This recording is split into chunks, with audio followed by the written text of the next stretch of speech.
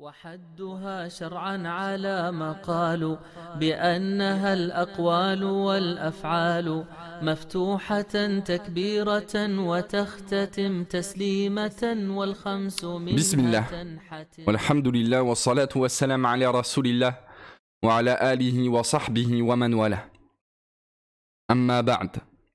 Le chapitre de la prière, ce que moi je vous propose personnellement, c'est qu'on l'apprenne à travers ces trois rubriques essentielles. À travers une brève introduction, puis l'apprentissage des règles de la prière, quelle qu'elle soit, quelle que soit cette prière-là, qu'elle soit obligatoire ou surrogatoire, il y a des règles communes à la prière. Vous le savez, il y a énormément de prières, des prières obligatoires, des prières surrogatoires, c'est-à-dire non obligatoires. Dans les prières obligatoires, il y en a de plusieurs catégories. Dans les prières surrogatoires, c'est pareil, qui s'effectuent de façon différente, mais il y a une base commune. Et c'est cette base commune que l'on va voir dans les règles de la prière de manière générale. Puis, les catégories de prière, on verra donc celles obligatoires, celles surrogatoires. Les surrogatoires, on sera peut-être amené ensemble à parler de la prière du Jumu'ah, de la prière donc du vendredi, de la prière de l'Eid, donc des deux prières qui sont liées aux deux fêtes des musulmans annuels, la prière de la demande de la pluie, la prière de l'éclipse, la prière d'entrer dans la mosquée. Qu'est-ce que vous pouvez me donner encore comme prière? La prière du Duha, du Witr, exactement. Il y en a beaucoup, il y en a une pléthore. Donc il y a de quoi faire. Quoi qu'il en soit. Dans l'introduction du chapitre de la prière, ce que je voulais préciser ou aborder, ce sont les questions suivantes. La prière, c'est quoi? La prière, c'est quoi? On a l'habitude d'aborder cette question lorsqu'on commence une nouvelle matière, lorsqu'on aborde un nouveau chapitre. Quelle est l'importance de la prière? Il s'agira de se rappeler mutuellement les mérites de la prière, l'importance de la prière dans la vie du musulman et de la musulmane. Celui qui délaisse la prière, c'est parce qu'il n'a pas pris en considération, il n'a pas pris conscience de l'importance de cette dernière-là. Enfin, quel est le statut légal de la prière? Et qu'en est-il de celui qui la délaisse? Donc sans plus tarder, quelle est la définition de la prière? C'est quoi la prière? La prière, elle a deux définitions. Bon, elle peut en avoir plusieurs même en réalité. Mais la prière, linguistiquement, parce qu'il est important de comprendre le sens linguistique d'un terme qui a été repris dans la religion. Parce que généralement, tu vois que dans l'utilisation religieuse d'un terme, il y a un sens qui est extrait du sens linguistique. Et c'est le cas ici dans le sens du mot salat. Parce que bien entendu, on parle du mot prière en arabe. Le mot salah. As-salatu khayrun minan nawm. Comme vous le savez, la prière est meilleure que le sommeil. As-salat. Ça veut dire quoi dans la langue arabe, ce mot? An-Nawawi, rahimahullah, mort en 676 de l'Hégire, on est en 1443, je le rappelle, il nous dit As-salatu fil lugha, la prière dans la langue arabe, dans son sens linguistique, huwa ad-du'a, c'est l'invocation, c'est le fait de demander. Wa summiyati as-salatu shar'iyyatu salatan lishtimaliha alayhi. Il dira elle fut nommée ainsi religieusement car elle contient des invocations. Parce que la prière, elle contient des invocations. On sait que dans la prière, on nous a demandé d'invoquer abondamment Allah subhanahu wa ta'ala. N'est-ce pas que le prophète sallallahu alayhi wa sallam, il nous parle de la cerise sur le gâteau dans la prière qu'est la prosternation. Hein? La prière, c'est un gâteau, c'est un cadeau et un gâteau qu'Allah subhanahu wa ta'ala nous a donné. C'est pas une charge. C'est un cadeau et c'est un gâteau. Et la cerise sur ce gâteau, c'est la prosternation. Ce moment dans lequel tu poses ton front au sol et qui étonnamment et paradoxalement, te lie le plus à ton Seigneur, le Très-Haut. Tandis que tu es le plus bas possible, terrestrement parlant, tu es le plus proche d'Allah subhanahu wa ta'ala, qui est élevé aux cieux des cieux. Pourquoi ? Parce que dans cette position-là, qui est emblématique de l'adoration, lorsque tu demandes à quelqu'un « simule-moi une adoration », la chose qui nous vient de manière innée, en premier lieu, en tête, c'est le fait de se prosterner. C'est une forme emblématique de l'adoration, si ce n'est même la plus symbolique de cette dernière. Le prophète sallallahu alayhi wa sallam nous dit « Aqrabu ma yakunu al-abdu min rabbihi wa huwa sajid » فَأَكْثِرُ الدُّعَاء. Le prophète sallallahu alayhi wa sallam nous dit le moment où le serviteur il est le plus proche de son Seigneur, c'est lorsqu'il est prosterné. Multipliez donc les invocations à ce moment-là. Conseil du prophète sallallahu alayhi wa sallam. Exhortation de sa part. Il sait que ce moment-là, il est particulier. La prière, c'est un moment particulier pour le croyant. C'est un moment où il recharge ses batteries, où il se ressource en énergie, où il nourrit son âme comme il a besoin de nourrir son corps plusieurs fois par jour. Il sait que la prosternation, c'est un moment plus particulier encore dans la prière. Il nous dit, multiplier les invocations, mais c'est pas propre qu'à la prosternation. Dans la prière de manière générale, on invoque beaucoup Allah subhanahu wa ta'ala. Lorsque dans chaque unité de prière, tu dis « Ihdina as-sirat al-mustaqim » jusqu'à la fin. Tu sais, c'est 17 fois par jour où tu demandes à Allah subhanahu wa ta'ala qu'il te guide dans cette Fatiha que tu récites et que peu méditent malheureusement lorsqu'on la récite. Alors qu'Allah subhanahu wa ta'ala nous a demandé de réciter 17 fois par jour cette sourate-là dans laquelle il y a cette invocation-là, guide-nous sur le chemin droit, maintiens-nous dessus. C'est pas pour rien qu'Allah subhanahu wa ta'ala nous demande 17 fois par jour de la demander, cette guidée-là. Parce que la guidée, elle est pas garantie, comme on le répète souvent. Mais plus encore, la prière, elle contient des invocations, mais la prière, c'est une invocation en vrai. La prière, c'est une invocation. Parce que l'invocation, comme certains savants l'ont fait remarquer, l'invocation, elle est de deux catégories. Du'aoul mas'ala wa du'a al-ibada. La du'a orale, on peut dire ça comme ça, la du'a orale, Allah donne-moi ceci, Allah donne-moi cela, c'est une du'a orale, c'est une demande orale. Et il y a une du'a, il y a une demande gestuelle. Et celle-ci, elle est présente dans toutes les adorations que tu fais. Quand tu dis Subhanallah, gloire à Allah, en réalité, techniquement, tu as demandé à Allah subhanahu wa ta'ala qu'il t'accorde le paradis, qu'il te protège de l'enfer. Quand tu pries, tu te lèves et tu pries. Techniquement, qu'est-ce que tu veux à travers cette prière-là ? Qu'Allah t'accorde le paradis et qu'il t'écarte de l'enfer. C'est quelque part une invocation. Par des gestes, mais c'est une invocation.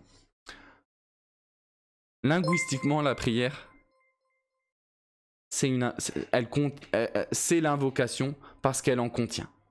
Nous, on a essayé de développer un petit peu. Jurisprudentiellement parlant maintenant, ils te disent Huwa ta'abbud lillahi bi aqwalin wa af'alin makhsusa muftatahatun bit takbir muhtatamatun bit taslim. C'est une adoration, la prière dans l'islam. C'est une adoration dans laquelle il y a des paroles et des gestes précis. Cette adoration-là, elle commence par la proclamation de grandeur, c'est-à-dire par le takbir, Allahu Akbar. Et elle se termine par la salutation finale. C'est une petite faute, j'écris pas au lieu de par. Donc c'est bon, par cette définition-là, des plus précises données par Sheikh Al-Uthaymin dans son livre Ash-Sharh Al-Mumti', tu sais de quoi on parle, même si tu savais déjà évidemment de quoi on parle avant qu'on la définisse par des mots. Tu sais déjà de quoi il est question. Mais dans cette définition-là, il est bien de rappeler, comme Sheikh Al-Uthaymin le précise, que la prière, c'est une adoration. Donc on devrait l'accomplir comme telle, cette prière-là, comme une adoration dans laquelle on se donne à Allah subhanahu wa ta'ala, on s'humilie pour Allah subhanahu wa ta'ala, on se concentre dans celle-ci, dans laquelle on prend conscience de notre besoin de cette prière-là. Pas celle que l'on accomplit comme si on s'acquittait d'une dette. Oh vas-y, c'est bon, je l'ai fait. Allez hop. Donc ça, c'est pour ce qui est de son sens linguistique et religieux. C'est quoi la prière? C'est ça. Même si, bon, nous on l'a défini par des paroles, le mieux quelquefois pour définir une chose, c'est de faire des gestes, en vrai. C'est de démontrer par un geste. Si tu me demandes, c'est quoi un téléphone? Je te dis, voilà, Idriss, c'est quoi un téléphone? Vu que t'en répares pas mal. C'est un écran, c'est des circuits imprimés, c'est de la pâte thermique, c'est un objectif, c'est ceci, c'est cela. Mais peut-être que c'est dur à définir ce qu'est un téléphone avec des mots. Il n'y a rien de mieux que de dire un téléphone, c'est ça, quelquefois. Un téléphone, c'est ça. Donc la prière, c'est cette adoration dans laquelle tu te tiens debout pour Allah subhanahu wa ta'ala et dans laquelle tu fais ces gestes et ces paroles bien précises que l'on démontrera le moment venu. Parce que c'est prévu que l'on accomplit c'est prévu d'accomplir donc une démonstration physique. À un moment donné, on accomplira ensemble, hein, peut-être dans ce décor-là, une démonstration ensemble de ce qu'est la prière. Les mérites de la prière. Quelle est l'importance de la prière dans notre vie en tant que musulmans et musulmanes? Quelle devrait être l'importance de la prière dans notre vie plutôt? Parce qu'il n'y a pas à dire, en regardant notre état, généralement de ce qui est connu, on ne donne pas à la prière son juste droit. Rares sont ceux qui accordent à la prière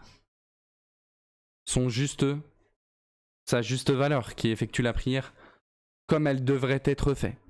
Et cela, il n'y a aucun doute, ça relève de notre manque de prise de conscience de son importance dans notre vie.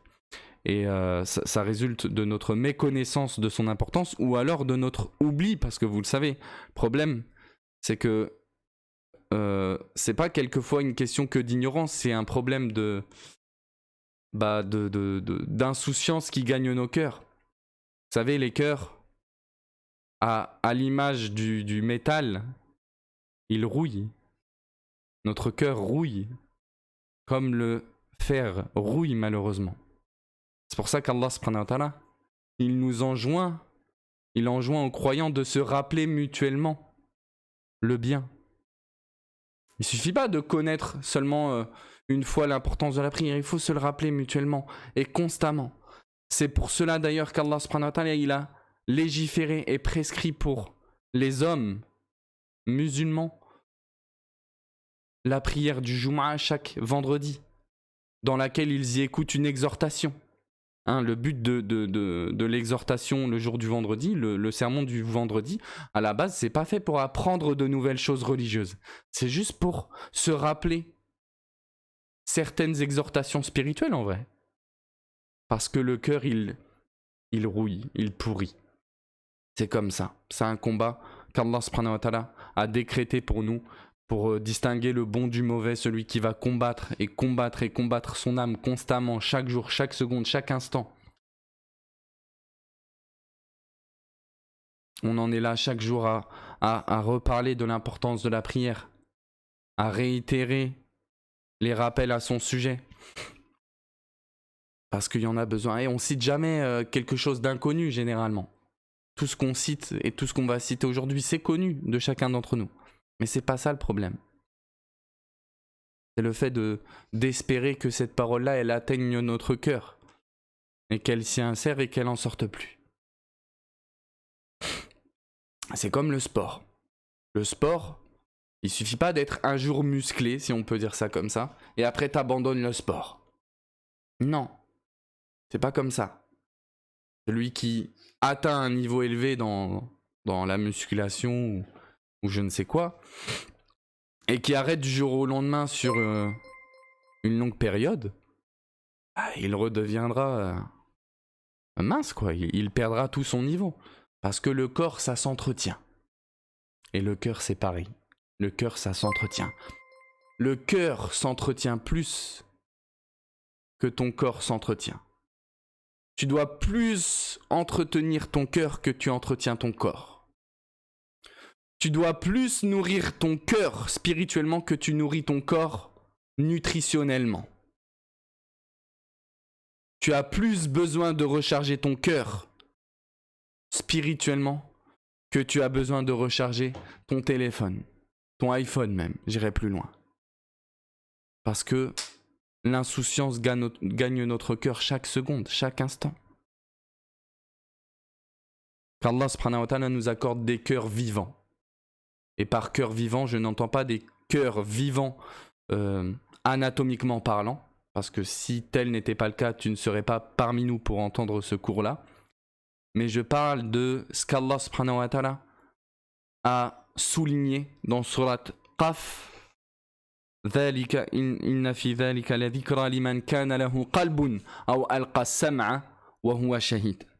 Ceci est un rappel pour celui qui possède un cœur vivant. Il possède un cœur, c'est-à-dire un cœur réceptif au rappel. Et celui qui n'en a pas, qu'il demande à Allah subhanahu wa ta'ala qui lui en donne un. Celui qui observe de son cœur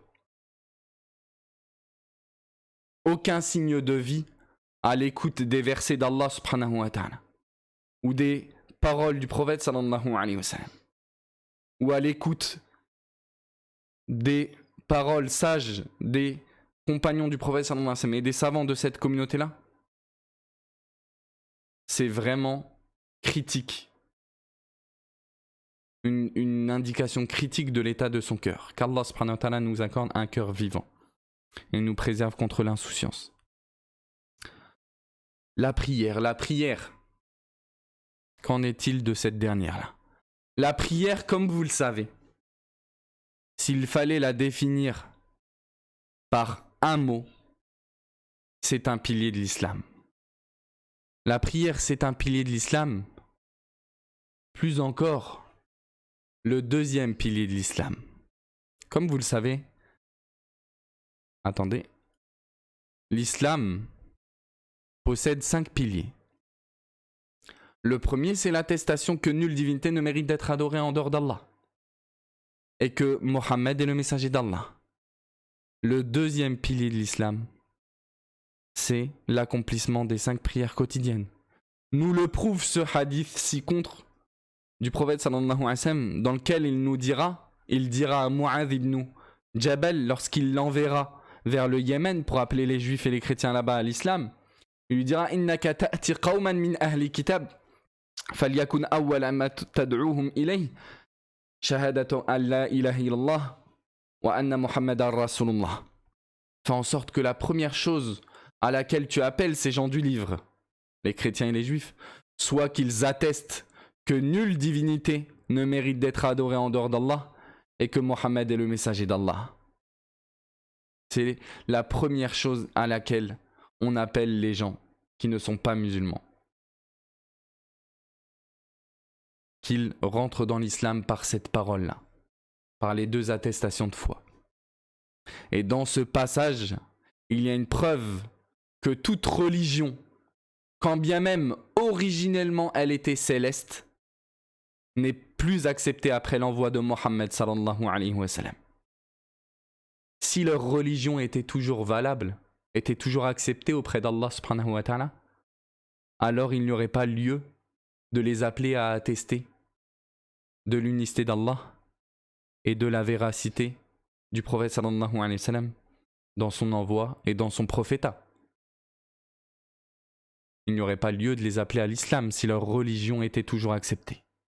Il y a dans ce passage-là une réfutation à ces imams de l'égarement qui essaient de faire croire aux ignares et aux ignorants parmi les musulmans qu'Allah nous préserve de leur mal, que la religion des chrétiens et des juifs est toujours acceptée auprès d'Allah.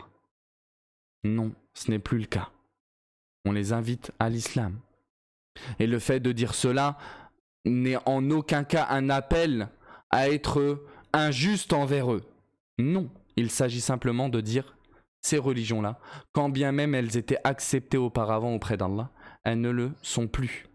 Premièrement parce qu'elles ont été falsifiées, mais secondo, Parce qu'après l'envoi de Mohammed sallallahu alayhi wa sallam, tout le monde doit répondre à son message. C'est pour ça que dans un autre hadith, il nous dira, parmi les 5 choses par lesquelles il a été privilégié, parmi tous les autres prophètes, bu'ithtu ila an-nasi kaffa wa kana an-nabiyyu yub'athu ila qawmihi khassa. Moi, plutôt que les autres prophètes, on m'a envoyé à toute l'humanité. Alors que les prophètes avant moi, les envoyés avant moi, ils n'étaient envoyés qu'à leur peuple. Maintenant, tout le monde doit répondre à mon appel. Plus personne n'a le droit de se dérober de mon suivi et du suivi de la religion qu'Allah subhanahu wa ta'ala a envoyé avec moi. Mais c'est pas ça qui nous intéresse dans ce hadith-là. C'est la deuxième partie. فَإِنْهُمْ أَطَاعُوكَ في ذلك, s'ils t'obéissent dans cela et qu'ils rentrent dans l'islam, فَأَخْبِرْهُمْ أَنَّ اللَّهَ افْتَرَضَ عَلَيْهِمْ 5 صلوات في كل يوم وليلة. Alors informe-les qu'Allah subhanahu wa ta'ala leur a prescrit 5 prières quotidiennes de jour comme de nuit. Juste après l'acceptation du premier pilier de l'islam, que sont les 2 attestations de foi, le prophète sallallahu alayhi wa sallam, il ordonnera à Mu'adh d'appeler les gens à l'accomplissement des 5 prières quotidiennes, ce qui en fait donc bel et bien le 2e pilier de l'islam. Et cela suffirait normalement. On pourrait éteindre le live normalement. Comme ils disent dans la culture populaire, on pourrait lâcher le micro. Hop, on pourrait faire tomber le micro. Je le lâche, je le débranche. C'est un pilier de l'islam. Dois-je rappeler ce qu'est un pilier, linguistiquement parlant? Un pilier, c'est ma yubna alayhi ghayruhu, c'est ce sur quoi on construit quelque chose. Et ce sans quoi rien ne tient. Un pilier d'une bâtisse, retire-le, le toit s'effondre. Les 5 piliers de l'islam sont donc la bâtisse de la religiosité du croyant. Si tu les enlèves, le bâtiment s'écroule. On craint que le bâtiment ne s'écroule. C'est ça la définition d'un pilier. C'est pas pour rien qu'on l'a appelé tel quel. Il y a forcément un sens à cela. Comment pouvons-nous voir des musulmans délaisser cela? C'est pour dire à quel point la religiosité se perd chez les musulmans. Et ça, malheureusement, quelquefois, tu essayes d'analyser cela. C'est depuis que on a inventé ce terme qui avait touché auparavant, dans un premier temps, la religion chrétienne, à savoir le chrétien non pratiquant. Maintenant, ça arrive dans la religion. Ça arrivé, c'est trop tard maintenant. Le musulman non pratiquant. Ça n'existe pas, ça, dans l'islam. Ça n'existe pas. Comment tu ne peux ne pas pratiquer l'islam et prétendre adorer Allah subhanahu wa ta'ala?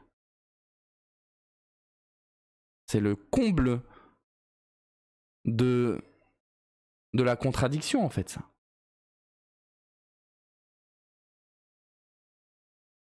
C'est un pilier de l'islam. Le prophète sallallahu alayhi wa sallam, il ira jusqu'à nous dire que as-salat amoududdin, que la prière, c'est la colonne vertébrale de la religion. C'est le seul pilier qui touche le croyant quotidiennement. C'est la seule adoration, si tu analyses bien, qui touche le croyant quotidiennement. As-salat yawmiya, la prière, elle est quotidienne. Le jeûne de Ramadan, il est annuel. La zakat, elle est annuelle. Le hajj, il est pas annuel, il est comment on dit? Il est umuri. Il n'est qu'une fois dans la vie, à titre d'obligation. La prière, tous les jours. La prière, c'est le seul pilier de l'islam après les 2 attestations de foi. Donc en termes de pratique après être rentré dans l'islam, que tu dois accomplir quelle que soit ta situation, quel que soit ton état. À partir du moment où tu es concerné par les prières quotidiennes, si ce n'est la femme lorsqu'elle est atteinte par son cycle menstruel, tu es dans l'obligation d'accomplir tes prières, quelle que soit la situation dans laquelle tu es, quel que soit l'état dans lequel tu te trouves, tu n'en as aucune excuse. La religion est venue indiquer que tu n'as aucune excuse quant au délaissement de la prière. Que tu sois en voyage ou résident, la prière t'est prescrite. Que tu sois malade ou en bonne santé, la prière t'est prescrite. Que tu sois en guerre, en état extrême de peur, ou en temps de paix, de sécurité, tu dois accomplir la prière. Tu n'as aucune excuse. Au point où, même en guerre, ou dans un temps d'extrême peur, une prière est venue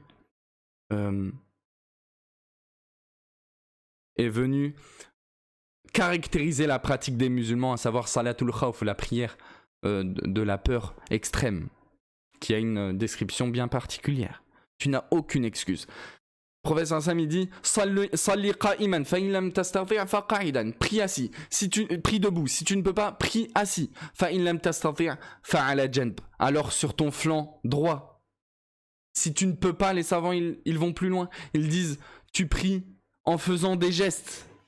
C'est-à-dire tu ne peux pas te prosterner, tu simules une inclinaison. Pour la prosternation, tu t'inclines un peu plus. Tu ne peux pas faire ça. Ils te disent bil ima, juste en faisant les gestes avec tes yeux. Comme ça pour la prosternation. Si ces personnes-là ne sont pas excusées, que dire d'une personne qui a sa santé, qui a sa force de jeunesse et qui ne prie pas pour autant? Que dire de ces personnes-là? Qu'Allah nous facilite l'accomplissement de la prière et fasse de nous des gens attachés à cette dernière.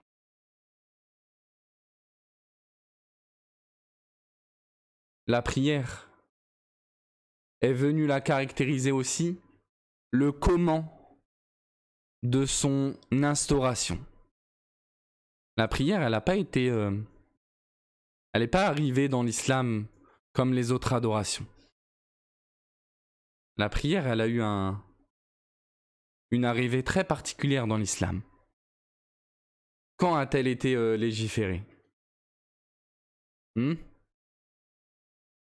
Quand? Pendant le voyage nocturne et l'ascension. Indal Isra'i wal Mi'raj, lorsque le prophète sallallahu alayhi wa sallam, il a été élevé vers son Seigneur pendant la nuit du voyage nocturne et de l'ascension, 1 an et demi avant l'hégire, bon selon certains 3 ans avant l'hégire. Et c'est à ce moment-là que les 5 prières ont été instaurées. Anas ibn Malik, il nous raconte cela. Il nous dit que le prophète sallallahu alayhi wa sallam, il lui a dit, lorsqu'il est question de cette discussion qu'il y a eu entre Allah subhanahu wa ta'ala et Mohammed sallallahu alayhi wa sallam, alors que le prophète sallallahu alayhi wa sallam avait dépassé l'endroit que tout ange avait connu, le prophète sallallahu alayhi wa sallam, il est arrivé en un endroit où personne n'a pu aller pour aller s'entretenir auprès d'Allah subhanahu wa ta'ala. Sans le voir, mais s'entretenir avec Allah subhanahu wa ta'ala en un endroit où personne n'est jamais allé. Même Jibril alayhi salam, au moment où il est arrivé ils disent en français au lotus de la limite, inda sidratil muntaha, il lui a dit, moi je peux pas aller plus loin. Maintenant tu fais le reste tout seul. Le prophète Sansam, il raconte ce qui s'est passé. Il dira Fa'awhallahu ilayya ma awha. Allah m'a donc révélé ce qu'il m'a révélé. Fafarada alayya 50 salatan fi kulli yawmin wa layla. Allah m'a donc rendu obligatoire 50 prières quotidiennes. Fanazaltu ila Moussa alayhi salam. Je suis redescendu et j'ai trouvé Moïse alayhi salam. Faqal ma farada rabbuka ala ummatik. Qu'est-ce que ton Seigneur a prescrit pour ta communauté? Qultu khamsouna salah. Il dira 50 prières. Qal irji' ila rabbik was'alhu at-takhfif. Retourne vers ton Seigneur, ô Mohammed, et demande-lui un allègement. Fa inna ummataka la tutiq. Parce que ta communauté ne pourra pas supporter ça. Regardez, Moussa, il sait que l'on ne pourra pas supporter ça. Le prophète sallallahu alayhi wa sallam, il n'avait pas demandé d'allègement à la base. 50 prières, je vais m'entretenir à des gens qui prétendent vouloir le paradis, 50 prières. C'est pas trop demandé pour ce paradis dont la largesse est plus vaste que la largesse des cieux et de la terre. Si Allah subhanahu wa ta'ala nous avait demandé ces 50 prières-là, ça n'aurait pas été trop demandé.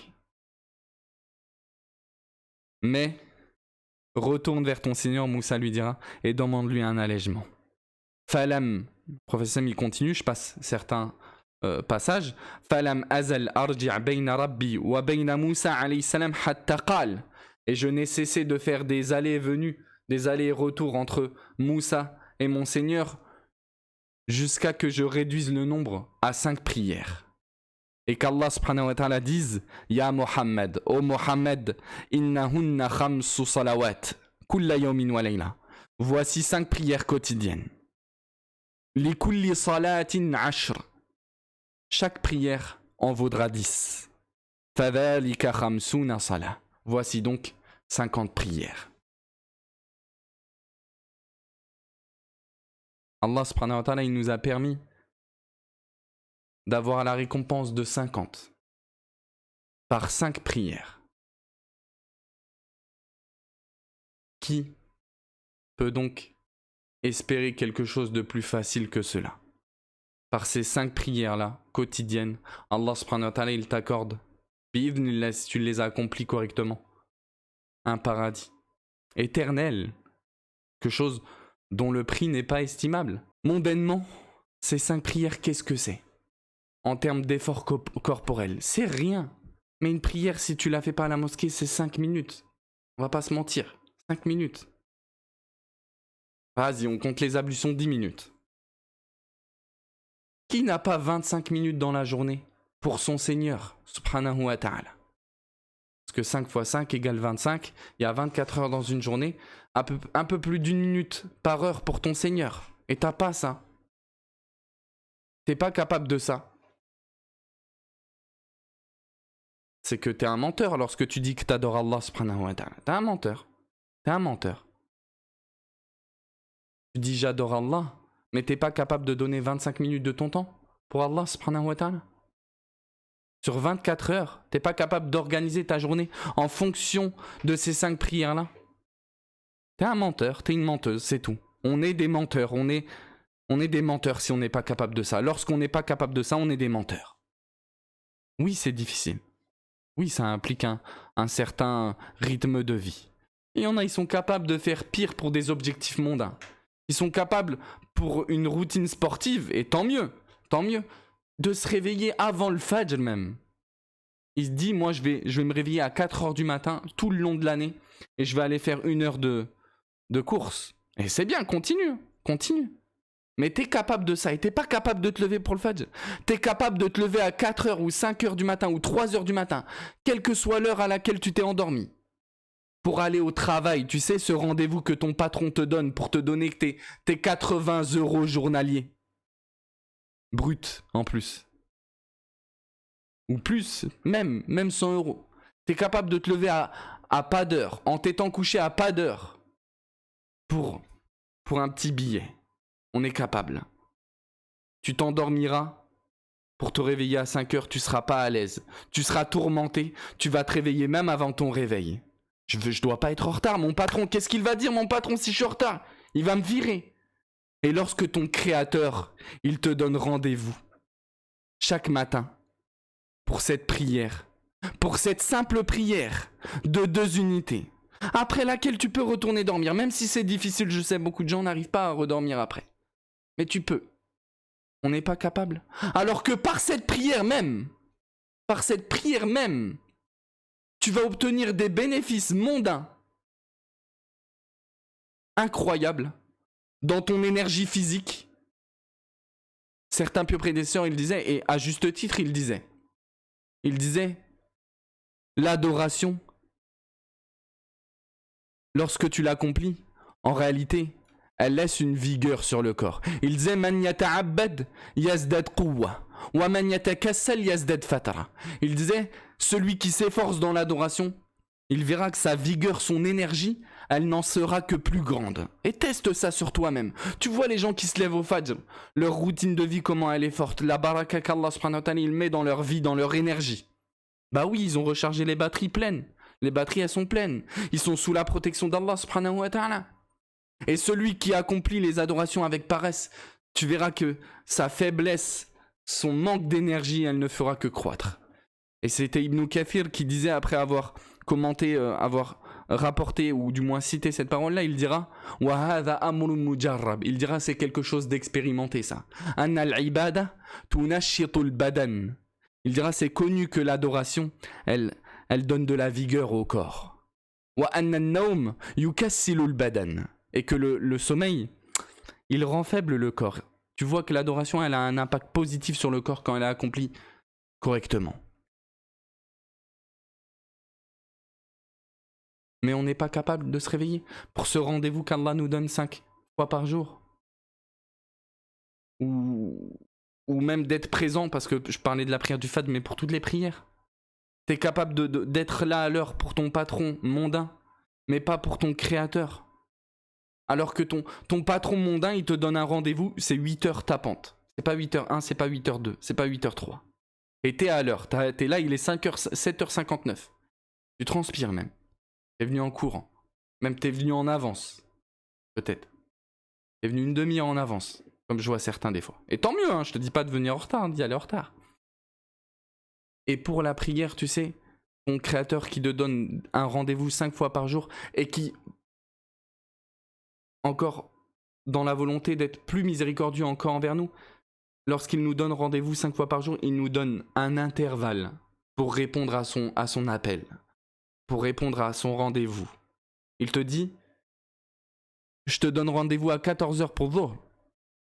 Mais tu peux venir de 14h à 18h, si on admet que tu n'es pas concerné par la prière en commun, tu n'es pas proche d'une mosquée. De 14h à 18h, accomplis la prière. De 18h jusqu'au Maghrib, fais la prière. C'est ça, venir à l'heure. C'est ça, faire la prière à l'heure. Alhamdoulilah qu'Allah nous a facilité ça. Et on ne devrait surenchérir par ces facilités qu'Allah nous donne que par, justement, que par le fait d'accomplir avec plaisir ces adorations-là, qui sont, comme je l'ai dit, en réalité bénéfiques pour nous. En réalité, les seuls bénéficiaires de ces adorations, c'est nous, c'est pas Allah. Ton patron, lorsqu'il te donne rendez-vous, c'est parce que lui, il a besoin que tu viennes travailler. Si tu viens pas travailler, si personne vient travailler, sa boîte, elle s'écroule. Donc en réalité, lui, il a besoin de toi. Mais Allah subhanahu wa ta'ala, il n'a pas besoin de toi. Allah subhanahu wa ta'ala, il n'a pas besoin de nous. C'est nous qui avons besoin de lui. De ces prières-là, qui nous ressourcent. Et le prophète sallallahu alayhi wa sallam, il l'avait bien compris ça. Bien entendu. Lorsqu'il s'entretenait avec certains de ses compagnons pour la prière. Qu'il disait à Bilal, Ya Bilal, arihna bis salah. Lorsque l'heure de la prière arrivait, il disait « Oh Bilal, soulage-nous par la prière, repose-nous par la prière. » Pour lui, c'était même devenu, et c'est comme ça que l'on veut voir cette adoration-là chez tous les musulmans, à force d'entraînement. Que ce soit un soulagement, que ce soit comme pour toi, même si bon, ces images, elles sont... Voilà, on aime bien ces images-là. Que la prière soit comme pour toi, comme ce qu'est ce câble de recharge de batterie pour ton téléphone. La prière, c'est ça pour toi. Tu recharges tes batteries. Tu éloignes de toi tous ces soucis mondains là. Tu te rappelles dans ce court instant que la vraie vie, c'est la vie de l'au-delà, même s'il m'arrive plein de galères ici, c'est pas grave. C'est pas grave. Je me connecte à Allah subhanahu wa ta'ala. Je me déconnecte de tous ces problèmes mondains. Tu penses vraiment que tu vas avoir le bonheur sans ça? Alors que les cœurs sont entre deux doigts du tout miséricordieux et qu'il les fait chavirer comme il le souhaite. C'est lui qui octroie le bonheur et tu penses vraiment que le bonheur, tu vas l'avoir sans prier? Jamais de la vie. Jamais de la vie.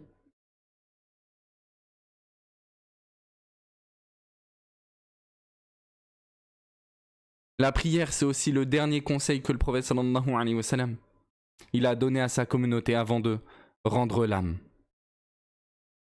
Ali ibn Abi Talib, il nous dit, dans ce qu'a rapporté Ibn Majah et authentifié Cheikh Al-Albani, Kana akhiru kalami nabi sallallahu alayhi wa sallam, as-salat as-salah, wa ma malakat aymanukum. Les dernières paroles du prophète sallallahu alayhi wa sallam étaient accrochez-vous à la prière, accrochez-vous à la prière. Le prophète sallallahu alayhi wa sallam, il a choisi ces paroles-là pour être ses dernières.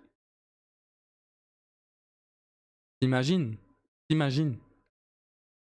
Je le rappelle, un prophète sallallahu alayhi wa sallam,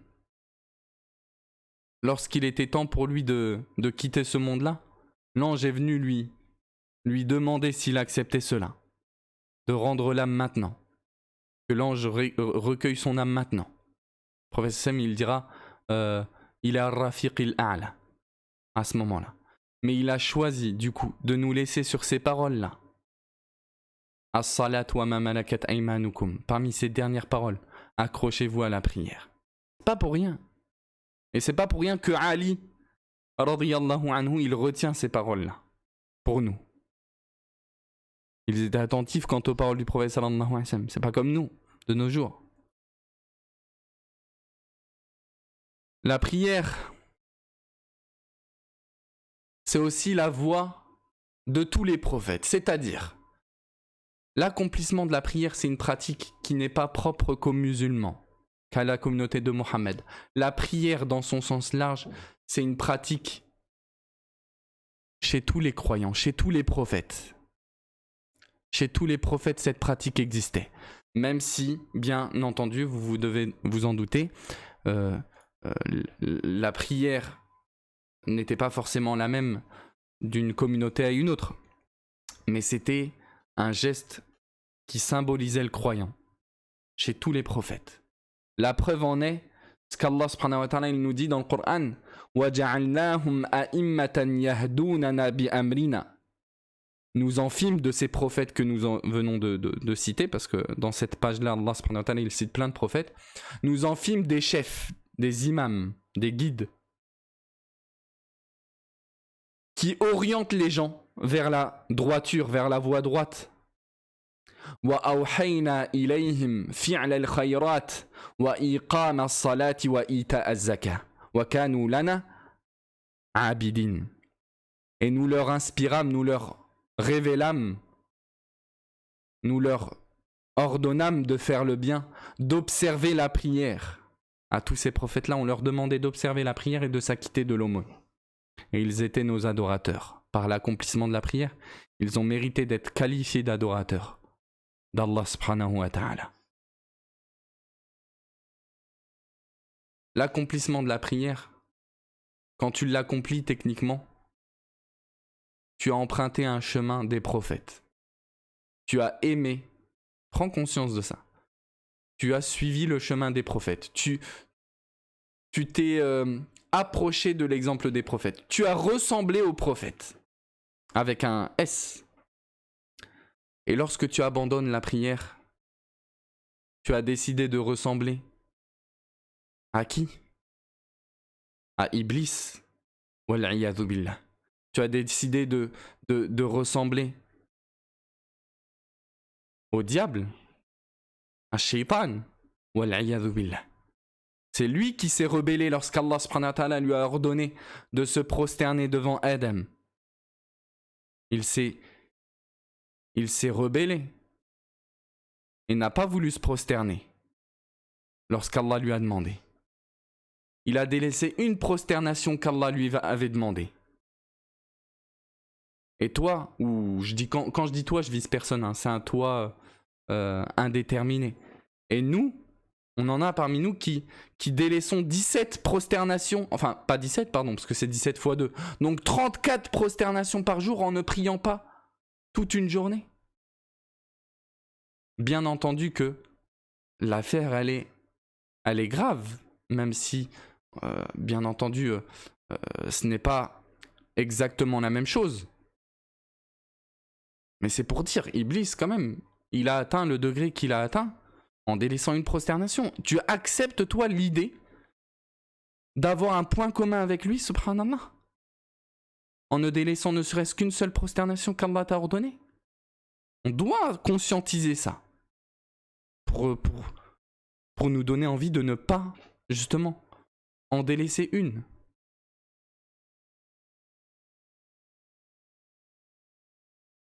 La prière, c'est aussi une grande cause pour voir ses péchés expiés, pour voir ses péchés pardonnés. Rien qu'en priant, des péchés te sont pardonnés. La preuve en est ce que le professeur Hassan nous dit dans ce hadith, ce beau hadith que j'aime beaucoup particulièrement. Il nous dit: voyez-vous si à la porte de l'un d'entre vous il y avait une rivière où tu te baignerais 5 fois par jour. Imagine, devant chez toi il y a une baignoire. Bon, imagine, devant chez toi il y a une douche. Ok ? Et tu te laves dans cette douche-là 5 fois par jour. Le professeur Hassan, il demande à ses compagnons: resterait-il quelque chose de sale sur vous, sur cette personne-là? Les compagnons du professeur Hassan, ils ont répondu: bien entendu non.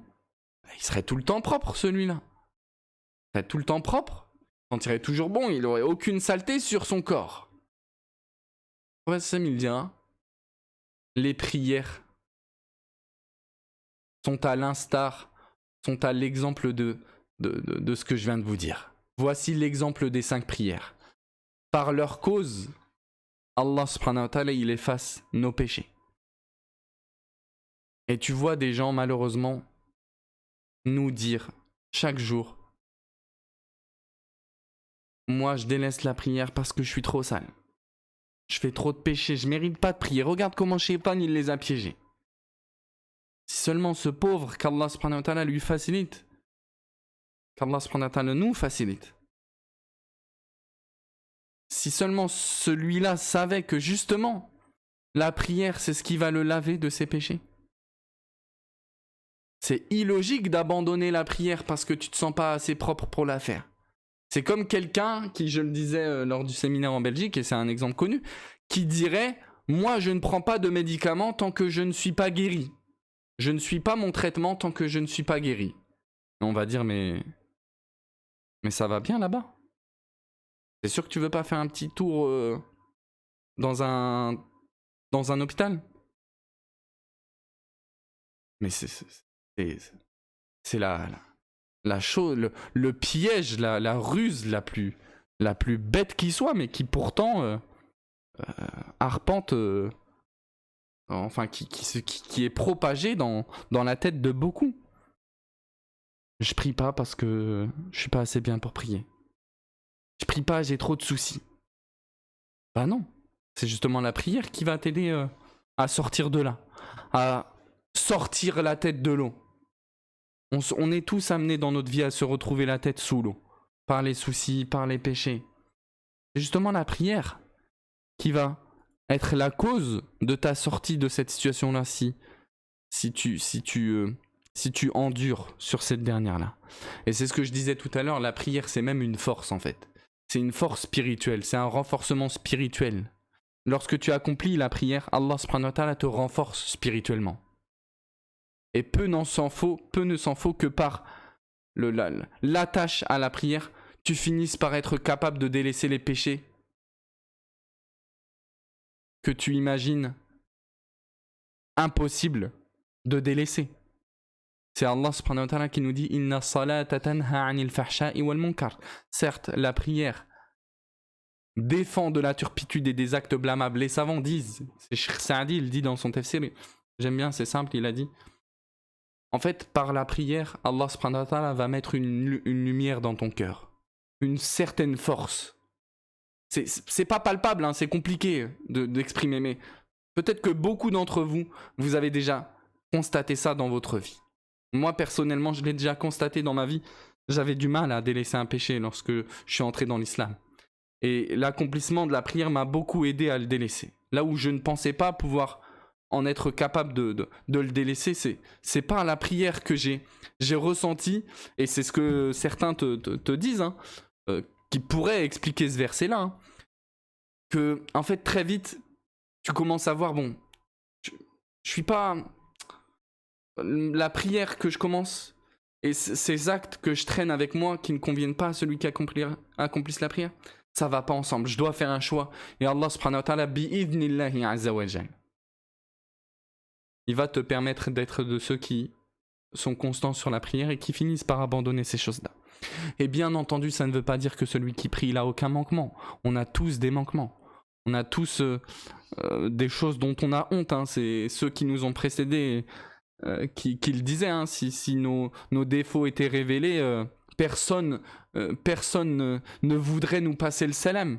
Comme Al-Qahtani, il dira dans sa Nounia, d'une manière très belle, et j'ai oublié ce vers de poésie là, mais la prière, ça fera pas de nous, on ne sera pas parfait, mais on doit prier quand même.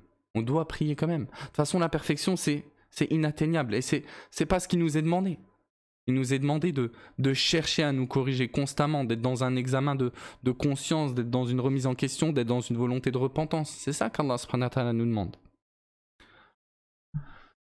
Et je pense que l'on s'arrêtera sur ces quelques paroles portant sur l'importance de la prière, même si effectivement il y avait plus de choses que je comptais aborder, et un paramètre assez important concernant le jugement de la prière.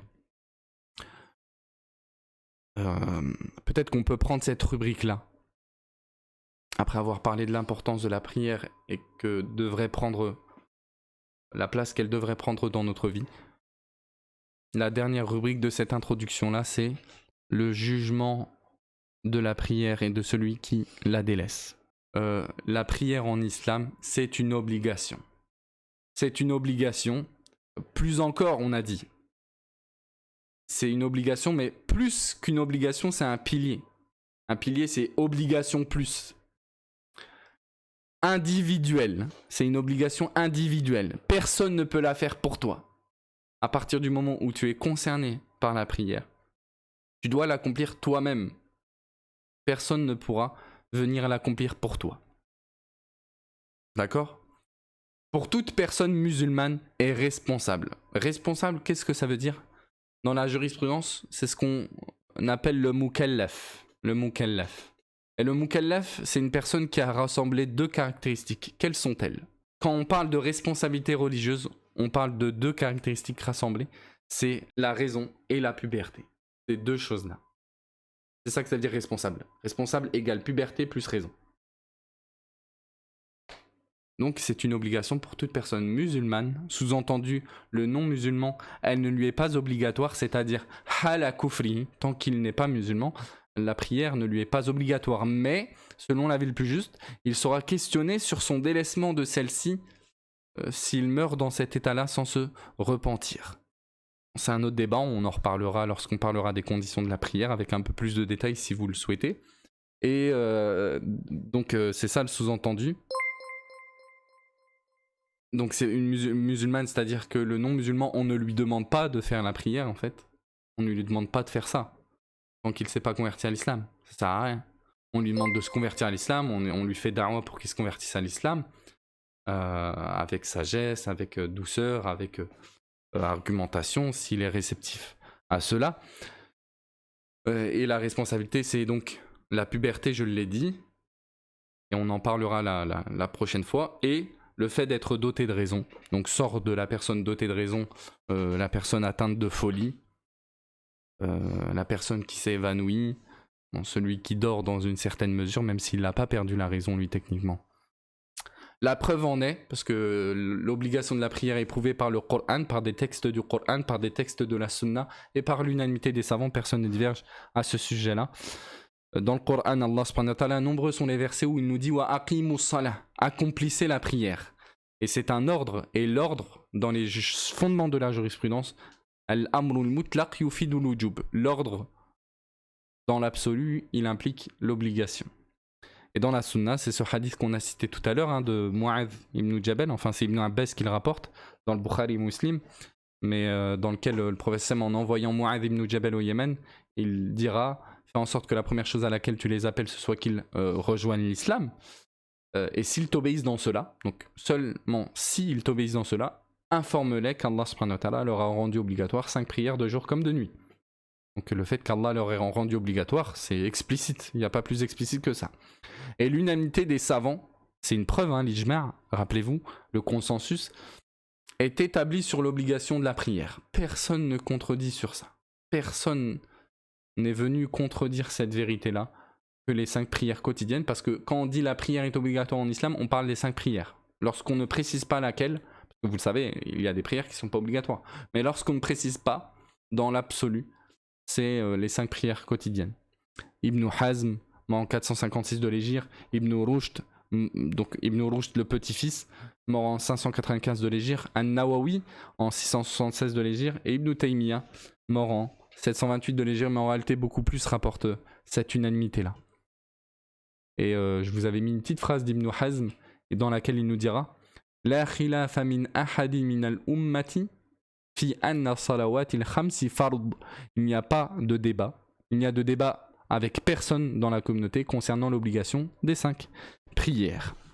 Et vous avez vu, j'ai réussi à incorporer du texte en arabe sur ce support-là qui est précis, avec des petits problèmes d'affichage sur le lam alif, mais bon, un petit avancement quand même. C'est quoi la preuve que l'unanimité peut être utilisée comme une preuve? Donc c'est ce hadith. Bon, il y a des preuves aussi du Coran, hein. Mais sinon,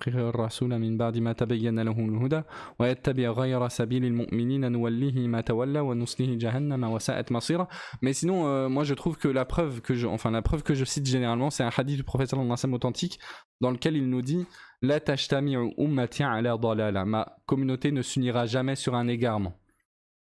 Et ce hadith là, il prouve que l'unanimité de la communauté, lorsqu'elle est établie, et seulement si elle est établie, alors c'est une preuve que ce sur quoi ils ont été unanimes n'est pas un égarement, et ce qui n'est pas un égarement, c'est une vérité. Qu'est-ce qu'il y a après la vérité si ce n'est l'égarement? Bah, réciproquement, qu'est-ce qu'il y a après l'égarement si ce n'est la vérité? Donc c'est forcément une chose vraie et juste. Bon. Alhamdulillah. Regardons un petit peu vos questions. Barakallahu fik Idriss, t'as encore lâché 2 abonnements. Qu'Allah te récompense mon frère. Ta.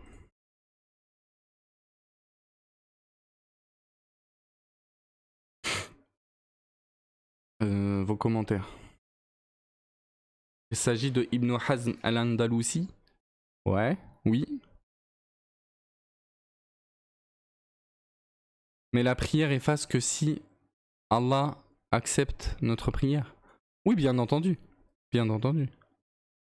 Nous, dans tous les cas, on les fait. L'acceptation, c'est Allah subhanahu wa ta'ala qui en décide. Donc nous, on fait les causes. Donc on l'a fait correctement et on espère qu'Allah subhanahu wa ta'ala nous pardonne nos péchés. Question de Leïla. Quand on se réveille et qu'on est en prosternation. Quoi? Mais on n'est pas sûr d'avoir terminé la prière puisque l'on s'est endormi. On doit la refaire. Donc tu t'es endormi en prosternation. Tu t'es endormi en prosternation, c'est ça? Mais comment ça tu t'es endormi en prosternation? À quel point tu t'es endormi en prosternation? Parce que... Oui. Mais... Si tu t'es endormi en prosternation, un sommeil plutôt lourd, tu as perdu tes ablutions même. Donc tu dois recommencer ta prière. Atteindre 15 ans fait aussi partie des caractéristiques de la puberté. Oui, on le verra la prochaine fois, Inch'Allah. C'est la limite, oui, c'est ça. Si la raison est partielle, et elle est là, puis n'est plus là. Bah... Après, faut que vous soyez plus précis dans vos questions, c'est quoi? Si la personne non responsable prie, est-elle récompensée pour ça? Oui, si elle a atteint l'âge du discernement, elle est récompensée pour ses prières. Donc c'est 7 ans. Même si c'est pas obligatoire pour elle. Parce que nous, quand on a dit elle est obligatoire pour toute personne musulmane responsable, c'est-à-dire pubère et dotée de raison, là on parle d'obligation. Une personne, elle peut être amenée à prier, même si c'est pas obligatoire encore pour elle, et avoir une récompense pour celle-ci. C'est le cas de l'enfant non pubère. mais qui a la raison. On verra ça l'autre fois, ne vous inquiétez pas. Tu peux expliquer comment s'y prendre lorsqu'on arrive en retard à la mosquée. Lorsque tu arrives en retard à la mosquée et que l'iqama a été fait, qu'ils ont commencé leur prière, alors toi tu rentres dans la prière avec tout le monde. Si tu atteins la prière, si tu rentres dans la prière avant que l'imam ne se soit relevé du ruku', de l'inclinaison, avant qu'il n'ait dit Sami Allahu liman hamida, tu arrives à rentrer en prière, alors cette unité de prière là t'est comptabilisée, même si t'as pas eu le temps de réciter la Fatiha dedans. Et puis ensuite, cette unité de prière dans laquelle tu arrives, tu la comptabilises comme ta première unité de prière, même si eux c'est leur troisième. Donc eux quand ils se lèvent pour la quatrième, toi c'est ta deuxième. Quand eux ils terminent, tu te relèves, pour toi c'est la troisième. Et donc si on imagine que c'était une prière de 4 unités, tu en fais une quatrième encore. On parlera de tout ça, mais c'est super important ça. Hein. Et vous avez raison de demander, même si, bon, pas forcément le cours exprès, mais bon.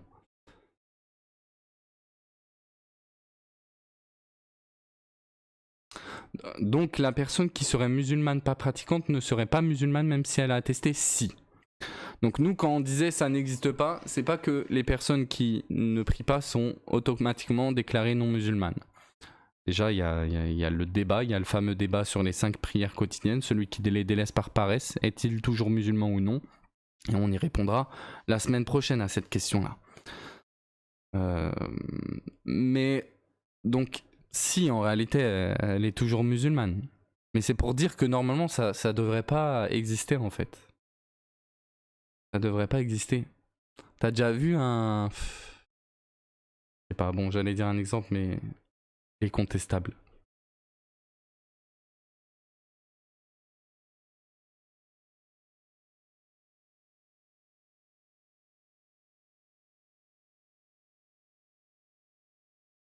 Arfoulen, tu t'es abonné avec ton Prime, Karnat récompense mon frère. Karnat récompense, j'avais pas vu, je suis en train de remonter là.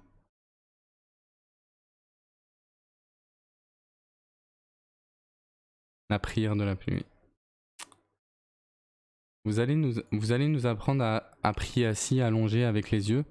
Bah pourquoi pas? Pourquoi pas? J'ai vu qu'il y avait une vidéo du shir, je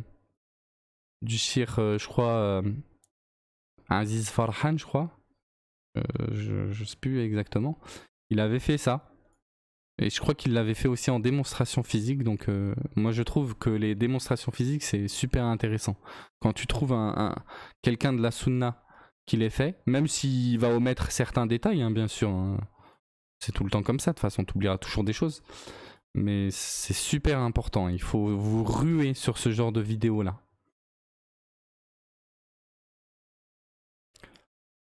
Et si j'arrive au moment du tashahoud, comment je fais? Dois-je faire 3 tashahoud au total? En fait, tu suis l'imam où qu'il soit. S'il est en train de faire tashahoud, tu fais tashahoud avec lui, hein. Tant pis. Oui, même si t'es amené à faire 3 tashahoud en fait. Même si t'es amené à faire 3 tashahoud, tu le suis. Parce qu'en fait, toi, de toute façon, ici, tu seras dans une situation spéciale, c'est que t'es arrivé en retard. Donc, yajuzu taba'an ma la yajuzu istiqlalan. Tu es amené à faire des choses, quelquefois parce que cette règle-là, elle est dure à traduire, subhanallah, dans la jurisprudence. Tu es amené à faire des choses dans certains contextes, moi je vais la traduire comme ça, hein, que tu ne ferais pas, qui ne te serait pas permise de faire initialement, quoi. Je t'ai traduit comme j'ai pu cette règle-là. Mais là, ici, tu dois faire le tashahoud avec eux. Il y a même un cas, et ça fera un quiz d'ailleurs. Ça fera un quiz. D'ailleurs, bon, je le pose souvent, cette question, c'est une énigme. Répondez pas, hein, c'est sûr que vous allez répondre dans le chat. C'est une énigme. Bah, c'est pas grave, je vous la donne. Il y a même un cas où la personne, elle est amenée dans une prière et dans un certain contexte à faire 4 tashahoud d'affilée. D'accord? J'ai pas dit une prière qui a 4 tashahoud. Il n'y a pas de prière qui a plus que 2 tashahoud. Mais dans certains cas, tu es amené à te retrouver dans un cas. Plutôt, tu es amené à faire 4 tashahoud d'affilée. Dans une prière et dans un cas. On doit donner la réponse, bah si tu veux, hein, écris la réponse. Hein. Ça n'interdit pas. Hein. On va pas trop... on va pas trop s'attarder. Demain c'est lundi. Maghrib, si t'arrives à la deuxième raka après l'inclinaison, bah c'est exactement ça, Adlen. J'aurais jamais fait plus simple que ça. Exactement.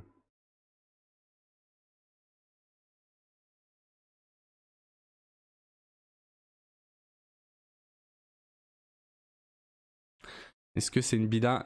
Anasous, ce que tu as cité, c'est pas une innovation. Ce que tu ferais ici, ce serait pas une innovation.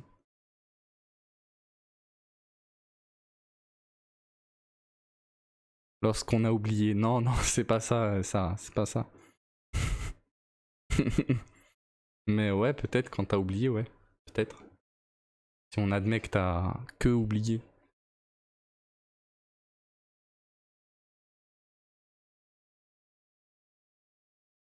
Serait-ce une bid'a de demander à Allah à chaque fois avant de se coucher qu'il nous aide à nous lever pour le fajr?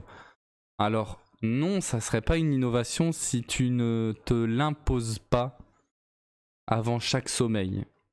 Si tu ne considères pas que cette invocation que tu ferais serait... Comment on peut dire ça? Serait ma'thura en fait, serait rapportée à ce moment-là de la faire et que ça devienne une pratique comme s'il y avait eu un hadith qui était rapporté à ce sujet-là, quoi. On va s'arrêter là-dessus pour ce soir, c'était super de partager ce moment-là avec vous. Qu'Allah vous récompense. Connais-tu l'imam Abbès? Non. Bah non, ça me dit rien là comme ça. Non, merci pour le don. Joser56. Abbès, ça se dit comment? Abbès? Mais si c'est un français, non, je connais personne de ce nom-là. Ça me dit rien.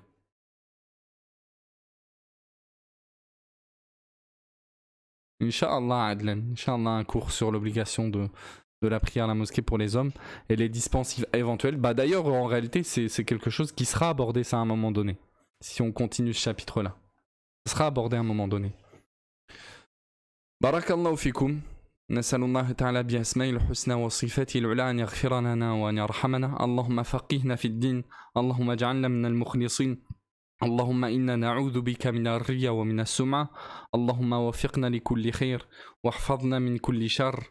اللهم من أرادنا بسوء فأشغل بنفسي ورد كيده على نحري ودمره يا رب العالمين. وسبحانك اللهم وبحمدك أشهد أن لا إله إلا أنت استغفرك وأتوب إليك. وصلى الله وسلم على نبينا محمد وعلى آله وأصحابه أجمعين. بارك الله فيكم. Rendez-vous mercredi 19h pour ce cours sur la biographie du prophète sallallahu alayhi wa sallam. Wassalamu alaikum wa rahmatullahi wa barakatuhu.